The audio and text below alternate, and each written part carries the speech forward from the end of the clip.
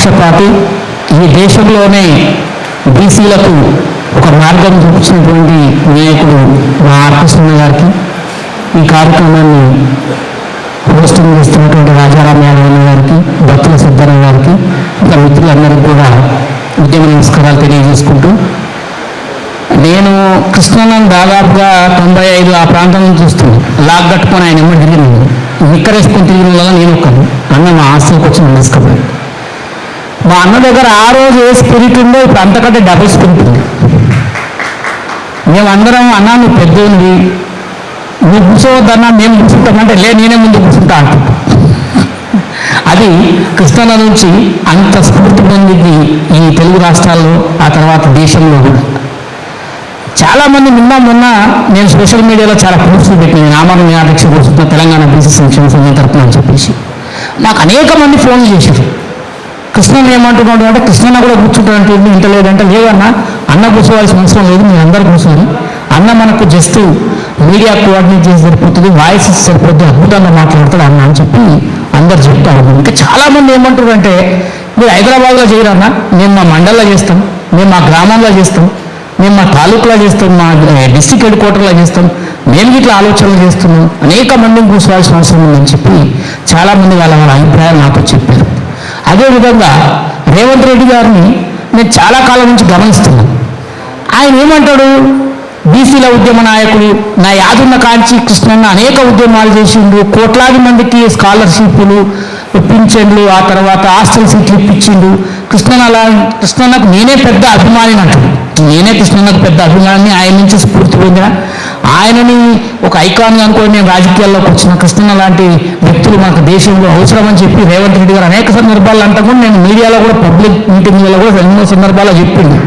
కానీ ఈరోజు బీసీ రిజర్వేషన్లు స్థానిక సంస్థల్లో 40% రిజర్వేషన్ ఇవ్వమనేది కాంగ్రెస్ పార్టీని బీసీలు అడగలేదు. కాంగ్రెస్ పార్టీ తన అధికారంలోకి రావడం కోసం రాహుల్ గాంధీ గారు చాలా గొప్పగా మాట్లాడుతున్నారు, గొప్ప విజనైన నాయకుడు ఆయన. అంత గొప్ప నాయకుడు ఈరోజు కాంగ్రెస్ పార్టీలో ఉండటం కూడా ఈ దేశం గర్వించదగ్గాల్సిన విషయం, గర్వించదగ్గ విషయం. కానీ ఇక్కడ ఉండే రేవంత్ రెడ్డి గారు రాహుల్ గాంధీ గారు చెప్పినటువంటి ఆదేశాలను పాటించడం వెనుకబడుతుంటే కనపడుతుంది. ఎందుకంటే రాహుల్ గాంధీ గారు కులగణన చేయాలి, తర్వాత 42% స్థానిక సంస్థల్లో రిజర్వేషన్లు ఇవ్వాలి, ఇచ్చిన రిజర్వేషన్లు ఉపవర్గీకరణ చేయాలి, ఇంత క్లారిటీగా క్రిస్టల్ క్లారిటీగా ఉంది, పిచ్చి క్లారిటీ ఉంది. కానీ ఇక్కడికి వచ్చేసరికి ఇంప్లిమెంటేషన్లో వీళ్ళు మీనామేషాలు లెక్కించడం జరుగుతుంది. కానీ దీన్ని మళ్ళీ ఒప్పించడం కోసం కర్ణాటక నుంచి మళ్ళీ మా జాతి నాయకుడు సిద్ధరామయ్య గారిని, మల్లికార్జున ఖర్గే గారిని, రాహుల్ గాంధీ గారిని, వీళ్ళందరినీ కూడా తీసుకొచ్చి అద్భుతమైనటువంటి ప్రణాళిక, అద్భుతమైనటువంటి ప్లాన్ కామారెడ్డి డిక్లరేషన్ పేరుతోటి ఇవ్వడం జరిగింది. దాన్ని నమ్మే మేమందరం కూడా కాంగ్రెస్ పార్టీ అధికారంలోకి వస్తే బీసీల సమస్యలు తీరుతాయి కాబట్టి కాంగ్రెస్ పార్టీ అధికారంలోకి రావాలని పనిచేయడం జరిగింది. దాన్ని బేస్ చేసుకొని ఇప్పుడు కాంగ్రెస్ పార్టీ రాష్ట్రంలో అధికారం ఉంది. ఇప్పుడు రాహుల్ గాంధీ గారి మాట పోగొట్టే విధంగా ప్రస్తుత ముఖ్యమంత్రి రేవంత్ రెడ్డి గారు వ్యవహరిస్తున్నారు. రేవంత్ రెడ్డి గారు మీరు గుర్తుపెట్టుకోవాల్సిన విషయం ఏంటంటే, ఓట్లన్నీ కూడా బీసీలు అయ్యాయి. మీరు ముఖ్యమంత్రి కావడానికి బీసీలు పెట్టిన భిక్ష మీకు ముఖ్యమంత్రి సీట్ అని గుర్తుపెట్టుకోండి. మా వాళ్ళు సర్పంచ్లు అయితేనో, కౌన్సిలర్లు అయితేనో, ఎంపీటీసీలు, జెడ్పీటీసీలు, జెడ్పీ చైర్మన్లు, మున్సిపల్ కౌన్సిలర్లు, మున్సిపల్ చైర్మన్లు, లోకల్ బాడీస్లో అయితే మీరు సంతోషపడాలి, మీరు ముందుకొచ్చి చేయాలి. వీళ్ళ వల్ల మీ పార్టీ ఇంకా స్ట్రెంగ్తన్ జరుగుతుంది.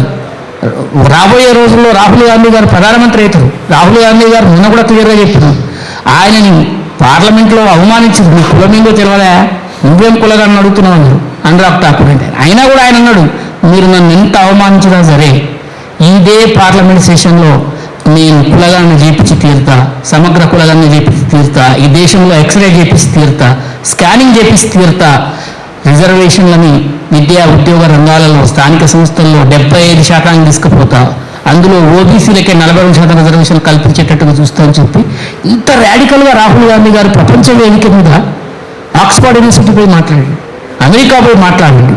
కానీ రేవంత్ రెడ్డి గారికి ఏమైంది? రాహుల్ గాంధీ గారిని ఆయన అనుకరించట్లేదా? రాహుల్ గాంధీ గారి మాట అంటే రేవంత్ రెడ్డి గారికి అంత ఇది లేదా? రాహుల్ గాంధీ గారి మాట నిలబెట్టుకోవాల్సినటువంటి ఇది లేదా? కాంగ్రెస్ పార్టీలో ఉన్న నాయకులంతా ఎదిపోయారు. బట్టి విక్రమార్క గారు ఎందుకు మాట్లాడరు? శ్రీధర్ బాబు గారు ఎందుకు మాట్లాడరు? ఇప్పుడు ఉండేటటువంటి పెద్ద పెద్ద నాయకులు ఉన్నారు కదా కాంగ్రెస్ పార్టీ, వాళ్ళందరూ ఎందుకు మాట్లాడతలేదు? బీసీల ఓట్లకి భవిష్యత్తులో కాంగ్రెస్ పార్టీకి వద్దనుకుంటున్నారా? రేపు ఖచ్చితంగా ఈ రాష్ట్రంలో పెను ఉప్పెన రాబోతుంది, రాష్ట్రం అగ్నిగుండంగా మారబోతుంది. బీసీలందరూ కూడా మిమ్మల్ని గమనిస్తున్నారు. ఇది పంచాయతీ నుంచి పార్లమెంటుకు ఉన్న పంచాయతీ, పంచాయతీ లెవెల్ నుంచి పార్లమెంట్ వరకు పంచాయతీ ఉంది బీసీలకు. ఈ దేశంలో పార్లమెంటు కూడా అతలాకుతలం కాబోతుంది. ఈ రాష్ట్రంలో అసెంబ్లీ కూడా రేపు రద్దయినా కూడా కావచ్చు. అటువంటి పరిస్థితి వస్తుందని చెప్పి ఖబర్దార్ చెప్తున్నా. మీరు ఖచ్చితంగా ఇప్పటికిప్పుడు సమగ్ర కులగణన చేసి స్థానిక సంస్థల్లో 42% రిజర్వేషన్ లేకపోతే ఆ తర్వాత మిమ్మల్ని ఆ భగవంతుడే కాపాడే ఇంకా వేరే ఆపర్చునిటీ లేదు. ఖచ్చితంగా ఇప్పటికి 42 మంది రెడీగా ఉన్నారు దీక్ష చేయడానికి. రేపెల్లుండి అయితే 100లలో దాటే అవకాశం ఉంది. మండలాలలో, జిల్లాలలో విపరీతమైన రెస్పాన్స్, విపరీతంగా స్పందిస్తున్నారు. కాబట్టి దీన్ని పెద్ద ఎత్తున చేస్తామని చెప్పేసి మా కృష్ణన్న ఆశీస్సులతోటి ఈ కార్యక్రమాన్ని దిగ్విజయంగా చేస్తామని చెప్పి సందర్భంగా తెలియజేస్తూ, కృష్ణన్ననే దీనికి మొత్తం కూడా తానే నడిపించాలి.